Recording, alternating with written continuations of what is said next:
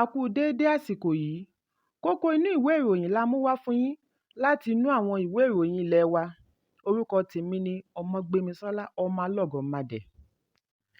Ààrẹ ìjẹta Olúṣẹ́gun Ọbásanjọ́ ti darapọ̀ mọ́ ọ̀gọ̀ọ̀rọ̀ àwọn ọmọ orílẹ̀-èdè Nàìjíríà láti sọ̀rọ̀ lórí àkókò àti ìgbé ayé olóògbé Ọládìpọ̀ Díyà tí ó jẹ́ igbákejì sí olùdarí ààrẹ ológun olóògbé Sani Abacha láti ọdún 1994 sí 1997. Nínú àtẹ̀jáde tí amúgbálẹ́gbẹ̀ẹ́ rẹ̀ Kẹ́hìndé Akínyẹmí gbé jáde, Ọbásanjọ́ sọ wípé orílẹ̀-èdè yìí ti pàdánù olùfarajìn tí ó sìn lábẹ́ ológun tí ó jẹ́ adarí ìlú àti amòfin. Ọbásanjọ́ tọ́ka wípé fún 30 ọdún nínú iṣẹ́ ológun ni Díyà fi ara rẹ̀ sílẹ̀ gẹ́gẹ́ bí olùfarasìn tòótọ́, pàápàá jùlọ nígbà ogun abẹ́lé àti lẹ́yìn ogun ìṣarajọ ti àwọn ológun. Ní àkótán, Ọbásanjọ́ àti ìdílé rẹ̀ kí ẹbí Díyà kú ara fẹ́ra kù. Ó dúpẹ́ lọ́wọ́ Ọlọ́run nítorí ìgbé ayé Díyà jẹ́ èyí tí ó ní ìtumọ̀ fún àṣeyọrí tí kò ṣeé gbàgbé láéláé. Ẹ̀kúnrẹ́rẹ́ ìròyìn yìí wà nínú ìwé ìròyìn Daily Post tó jáde lónìí. Àjọ àwọn òṣìṣẹ́ Nigeria Labour Congress ti darí àwọn òṣìṣẹ́ láti ṣe àfisùn sí ìgbìmọ̀ ìpínlẹ̀ ilé ìfowópamọ́ tí ó bá kọ̀ láti yọ̀ǹda owó fún àwọn oníbàárà wọn. Ìgbésẹ̀ yìí wáyé ṣáájú ìpinnu wọn láti bẹ̀rẹ̀ ìyanṣẹ́lódì látàrí ọ̀wọ́ngógó náírà. Ààrẹ àjọ náà Joy Ajaero ló sọ eléyìí nígbà tí ó ń bá akọ̀ròyìn sọ̀rọ̀ wípé lẹ́yìn ìjíròrò pẹ̀lú àwọn àjọ alásowọ́pọ̀ wọn ni wọ́n darí àwọn òṣìṣẹ́ tí yóò ṣe àfisùn bí wọ́n bá kófìrí ilé ìfowópamọ́ tí ó ń fi owó lá àwọn oníbàárà wọn lójú. Ẹ̀kúnrẹ́rẹ́ ìròyìn yìí wà nínú ìwé ìròyìn Vanguard tó jáde lónìí.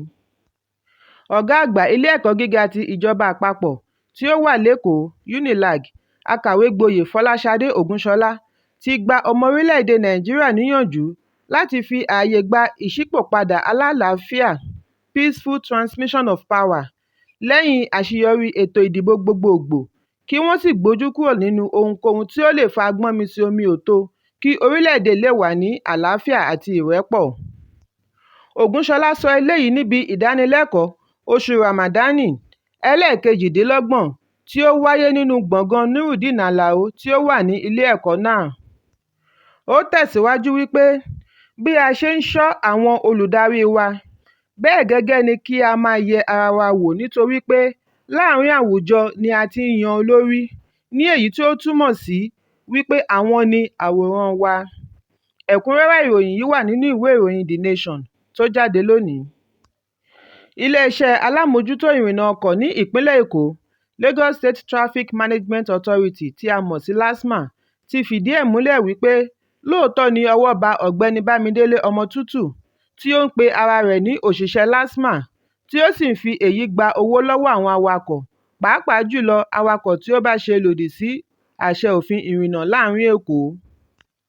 Olùdarí ẹ̀ka alukoro LASTMA Taofeek Adébáyọ̀ sọ nínú àtẹ̀jáde rẹ̀ wípé alámòójútó LASTMA Bọ́lá Ọ̀rẹ́àgbà jẹ́rìí wípé Àṣàfà Mọ́yọ̀sọ́rẹ́ ló darí ikọ̀ àwọn olùwárí àti olùmọ̀ye monitoring/surveillance team kí ọwọ́ tó tó afẹ̀sùnkàn náà ní ojúnà Olú Holloway, agbègbè Alfred Winwan ní Ìkòyí.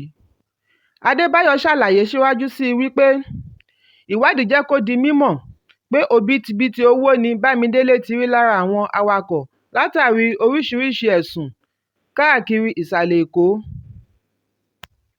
Ó ní ó jẹ́ ohun tí ó bani lọ́kàn jẹ́ láti gbọ́ irú ẹ̀sùn báyìí láti ẹnu àwọn awakọ̀. Ẹ̀kúnrẹ́rẹ́ ìròyìn yìí wà nínú ìwé ìròyìn Punch tó jáde lónìí. Ìròyìn eré ìdárayá. Lẹ́yìn ìyàlẹ́nu àṣeyọrí tí ikọ̀ agbábọ́ọ̀lù Guinea-Bissau ṣe sí ikọ̀ agbábọ́ọ̀lù Nigeria Super Eagles ní ọjọ́ Ẹtì tí ó kọjá, ikọ̀ Guinea-Bissau ti lérí léka wípé àwọn yóò túbọ̀ gbo ewúro sójú ikọ̀ Super Eagles nínú ìdíje ìfẹsẹ̀wọnsẹ̀ ẹlẹ́ẹ̀kejì tí yóò wáyé lónìí. Nínú ìdíje tí ó wáyé ní pápá ìṣeré MKO Abiola ní ìlú Àbújá ní ikọ̀ yìí ti fi ẹsẹ̀ òmìrán Super Eagles wọ́lẹ̀ túúrútú nígbà tí wọ́n jáwé olúborí pẹ̀lú góòlù 1-0. Pàbó ni akitiyan ikọ̀ Super Eagles já sí ní èyí tí ó ṣe ìgbáradì fún ìfẹsẹ̀wọnsẹ̀ tí yóò wáyé láago 5 ìrọ̀lẹ́ òní. Super Eagles ti gúnlẹ̀ bàgẹ́ sórílẹ̀-èdè Bissau lánàá pẹ̀lú ìbínú láti ṣe wọ́n bí ọṣẹ́ ṣe ń ṣojú.